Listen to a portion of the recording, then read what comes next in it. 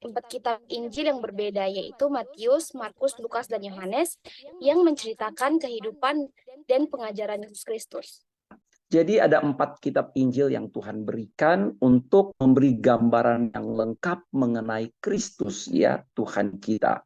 Nah, Injil Matius, kalau kita baca Injil Matius, penekanan Injil Matius adalah pada Yesus sebagai raja yang dijanjikan. Jadi Matius menulis kepada latar belakang pembaca atau penerima Injil, yaitu orang-orang Yahudi.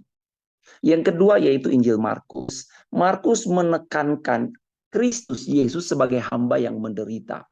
Dia yang datang bukan untuk dilayani, tetapi untuk melayani dan memberi nyawanya sebagai tebusan bagi banyak orang. Nah, Markus, penulis Injil Markus ini, dia menuliskan kepada orang-orang yang bukan Yahudi, ya. Berikutnya Injil Lukas, ya. Lukas menunjuk Yesus sebagai anak manusia. Loh, manusia yang berdosa harus digantikan oleh manusia lain yang tidak berdosa. Lukas mencatat secara sistematis kehidupan Kristus berdasarkan keterangan para saksi mata. Dan ini ditujukan kepada orang-orang non-Yahudi, ya. Berikutnya Injil Yohanes, ya. Yohanes menunjukkan Yesus sebagai anak Allah. Jadi Lukas menunjukkan keilahian Kristus dan kemudian Yohanes menunjukkan Yesus adalah anak Allah.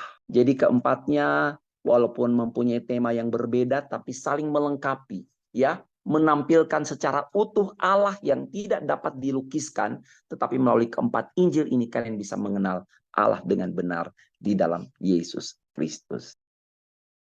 Sebagai orang Kristen yang awam, terkadang sulit bagi kami untuk memahami arti atau makna perumpamaan yang Tuhan Yesus ajarkan. Bagaimana cara supaya kami dapat memahami perumpamaan Tuhan Yesus dan hidup menurut ajarannya? Sebenarnya kalau mau sebut orang awam itu saya kurang setuju, ya. Orang awam itu artinya nggak ngerti apa-apa. Semua kita sudah menerima Injil, semua kita adalah garam dan terang dunia, kita adalah imam-imam di dalam kerajaan Allah, ya. Jadi semua kita bukan orang awam, masing-masing kita ada pada marketplace yang berbeda, tetapi semua kita memiliki Injil dengan kandungan yang sama. Nah, gimana untuk paham, untuk mengerti, ya? Nah, tentu saja kita harus membaca kitab suci. Ayo, pagi-pagi yang dipegang HP atau Alkitab. Mana yang dibaca? WhatsApp, yang didengar YouTube, TikTok, atau yang lain. Atau kitab suci. Roma 10 ayat 17. Iman timbul dari pendengaran oleh firman Kristus. Kemudian berdoa dan renungkan. Berdoa. Doa dan meditasi dalam kehidupan kalian. Minta bimbingan Tuhan. Kalau kalian nggak mengerti satu ayat, berdoalah. Satu-satu Tuhan akan bukakan, Tuhan akan singkapkan. Sebab pekerjaan Allah dalam kehidupan kita itu progresif, ya. Dia bukan Allah yang mati, bukan Allah yang bisu. Kalau hari ini dia diam, besok dia bicara. Kalau besok Tuhan belum bicara tentang ayat itu juga, tunggu minggu depan, tunggu bulan depan. Dan selama kita menunggu, kita sedang dilengkapi. Kemudian harus bergabung dalam jam-jam ibadah atau komunitas. Ibrani 10 ayat 25, jangan jauhkan diri dari pertemuan-pertemuan ibadah, ya. Komunitasmu menentukan arah pertumbuhanmu. Ingat itu baik-baik. Jangan salah gabung dengan komunitas, ya. Jangan. Kemudian yang keempat, praktekan. Praktekan, lakukan. Orang Kristen itu kalau lakukan pasti paham. Kalau nggak lakukan nggak paham, ya. Firman itu diterima untuk dilakukan. Makanya Yakobus 1 ayat 22, hendaklah kamu menjadi pelaku firman dan bukan hanya pendengar saja. Sebab jika tidak demikian kamu menipu diri sendiri. Jadi terapkan ajaran Yesus dalam hidup sehari-hari, ya. Jangan hanya dengar firman, catat, lakukan itu. Kemudian pelajari, harus belajar. Harus belajar, jangan cuma belajar mata kuliahnya, ya. Belajar konteks sejarah. Kalau kalian baca Alkitab nggak ngerti, sekarang di YouTube atau di gadget kita udah bisa terkoneksi dengan internet. Cari ini maksudnya apa, ya. Ayo belajar. Pasti Tuhan akan memberikan dirinya ditemui oleh orang-orang yang mencari Dia, yang sedang belajar untuk mengerti firman, untuk mengerti kehendak Tuhan. Berikutnya, tanyalah kepada pemimpin rohani kalian, ya. Tanya pada pemimpin rohani kalian di gereja, kakak pembina kalian, konsultasi secara pribadi. Sebab Tuhan juga memberi firman-Nya lewat para pemimpin rohani kita. Ya, kemudian satu yang saya mau sampaikan yaitu jangan lupa kalian harus minta untuk tuntunan Roh Kudus ya. Bilang, Roh Kudus tolong saya nggak paham. Ini maksudnya apa? Roh Kudus itu pribadi, dia Allah, dia hidup, dia dengar, dia bisa ngomong. Ya, Roh Kudus yang akan mengkomunikasikan itu. Ingat, memahami dan mengikuti ajaran Yesus adalah satu perjalanan journey yang panjang dan berkesinambungan. Dan proses ini memerlukan kesabaran, ya, dedikasi dan kerendahan hati. Kalian datang sama Tuhan, pegang Alkitab, bilang, Tuhan saya mau baca firman-Mu, saya mau paham, saya mau mengerti.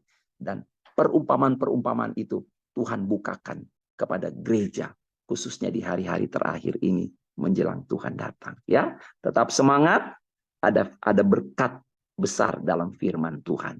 Amin.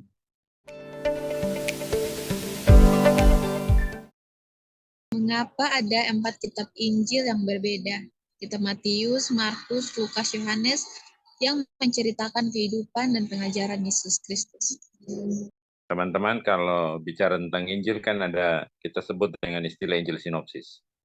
Nah, Injil sinopsis itu mereka sebenarnya menceritakan hal yang sama, yaitu bicara tentang karya Yesus, tapi yang kemudian berdiri dari sudut masing-masing, sudut pandang masing-masing.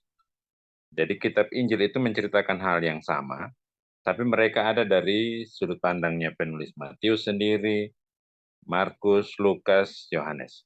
Tapi yang hampir sama persis itu hanya tiga yang disebut Injil sinopsis, yaitu Matius, Markus, dan Lukas. Sementara Yohanes, dia melihat dari kacamata yang berbeda. Kalau teman-teman perhatikan, 3 Injil yang lain menceritakan tentang kelahiran Yesus sebagai manusia. Sementara Yohanes, dia bicara tentang Yesus yang adalah firman, yang menjadi manusia. Itu titik awal yang berbeda. Nah, tetapi dalam prosesnya, semua menceritakan tentang karya pelayanan Yesus. Nah, masing-masing penulis dipengaruhi dengan konteksnya, dia berdiri dari sudut pandang mana. Contoh misalnya Matius, Injil Matius itu sangat menekankan pada upaya untuk menjelaskan kepada orang-orang Yahudi. Jadi cukup banyak dia melakukan compare dengan tradisi ataupun aturan-aturan orang Yahudi. Itu terkait dengan Injil sinopsis. Injil 4 itu. Kalau yang disebut sinopsis hanya Matius, Markus, Lukas. Tapi kalau Injil itu 4, Matius, Markus, Lukas, dan Yohanes. Sudut pandangnya yang berbeda. Sebagai orang Kristen awam, terkadang sulit bagi kami untuk memahami arti atau makna perumpamaan yang Tuhan Yesus ajarkan. Bagaimana cara supaya kami dapat memahami perumpamaan Tuhan Yesus dan hidup menurut ajarannya? Kalau perumpamaan itu memang, ya kalau seperti kita bilang sekarang, ini mungkin cerita yang membantu kita untuk mengerti pesan yang mau disampaikan Tuhan Yesus. Contoh ya teman-teman, Tuhan Yesus banyak bicara tentang perumpamaan itu, bicara tentang kerajaan sorga. Tapi dia bicara tentang kerajaan sorga dengan kehidupan sehari-hari. Itu kan banyak perumpamaan, teman-teman bisa cari. Bapak tidak hafal semua perumpamaan. Tapi di bagian awal tuh Tuhan Yesus selalu bilang, hal kerajaan sorga itu seumpama. Ada ingat kok itu bagian-bagian cerita itu? Nah itu contoh sebenarnya. Jadi kalau mau menjelaskan langsung terkait dengan kerajaan surga itu kan perkara sulit. Mau menjelaskan tentang sesuatu yang tidak pernah ditemui oleh orang lain, termasuk oleh kita semua, itu sangat sulit. Tapi kalau dia bicara tentang hal kerajaan surga itu seumpama sesuatu yang lebih mudah dimengerti oleh orang-orang lain, nah itu dia punya contoh. Sehingga kalau teman-teman mau belajar tentang perumpamaan, maka perhatikan entry point, titik awal. Biasanya di awal itu Tuhan Yesus ada bilang sesuatu yang akan berhubungan dengan isi. Lalu dari isi itu kita akan lihat lagi titik akhir. Dia akan bilang apa lagi di akhir. Nah, cara itu yang bisa teman-teman pakai. Lalu bisa juga misalnya ya sedikit lebih ada beberapa perumpamaan yang ada di situ ada dirham yang hilang, domba yang hilang, anak yang hilang. Nah, itu tuh maksudnya kenapa dia harus tiga satu kali paralel di situ, satu arah, supaya kemudian tiga perumpamaan itu menjelaskan tentang sesuatu yang dimaksud. Jadi Tuhan Yesus menggunakan perumpamaan itu untuk menjelaskan hal-hal sulit menjadi mudah dimengerti. Nah, kalau teman-teman kemudian mau mengerti, maka baca itu secara keseluruhan, tapi beri perhatian khusus di awal dan akhir. Ketika mendengar kedua penjelasan dari kitab Matius, Markus, Lukas, dan Yohanes dari kedua pendeta yang berbeda, keduanya sama-sama mengatakan bahwa setiap kitab Injil ini menceritakan hal yang sama, tapi dari pandangan yang berbeda.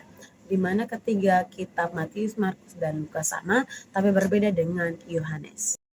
Ketika kitab ini menceritakan tentang kelahiran Yesus sebagai manusia, sedangkan kitab Yohanes menceritakan tentang Yesus yang adalah firman yang menjadi manusia.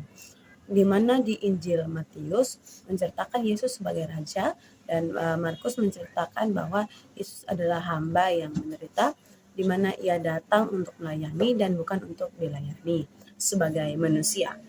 Lukas menunjukkan Yesus sebagai anak manusia.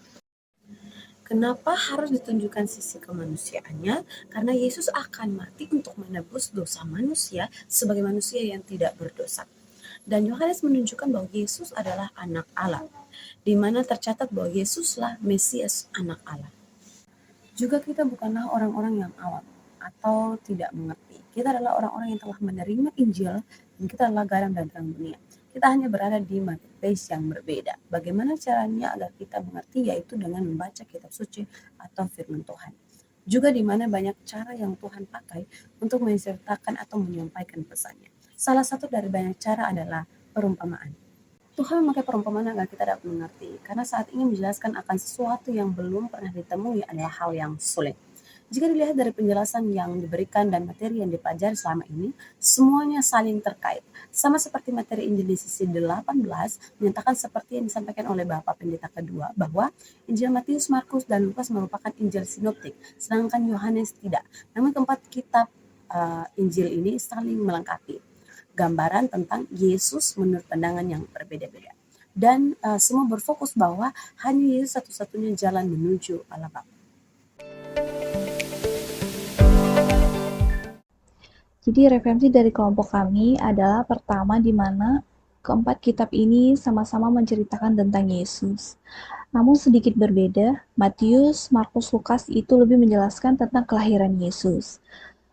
Namun Yohanes lebih menceritakan Injil. Selanjutnya, ialah sebenarnya tidak ada di antara kita yang merupakan orang awam. Mengapa? Karena kita semua merupakan ciptaan Allah. Hanya saja kita terlalu penuh dengan kedosaan. Namun bagaimana bisa memahami arti dari perumpamaan itu, kuncinya itu cuma satu, yaitu membaca firman Tuhan, karena pada firman Tuhan tersebut sudah begitu jelas. Tuhan menunjukkan perumpamaan-perumpamaan dari orang yang hilang. Kita cukup membaca dan mengerti dari maksud firman itu, maka kita akan selalu ada hidup menurut ajarannya. Sekian dari kelompok kami, terima kasih.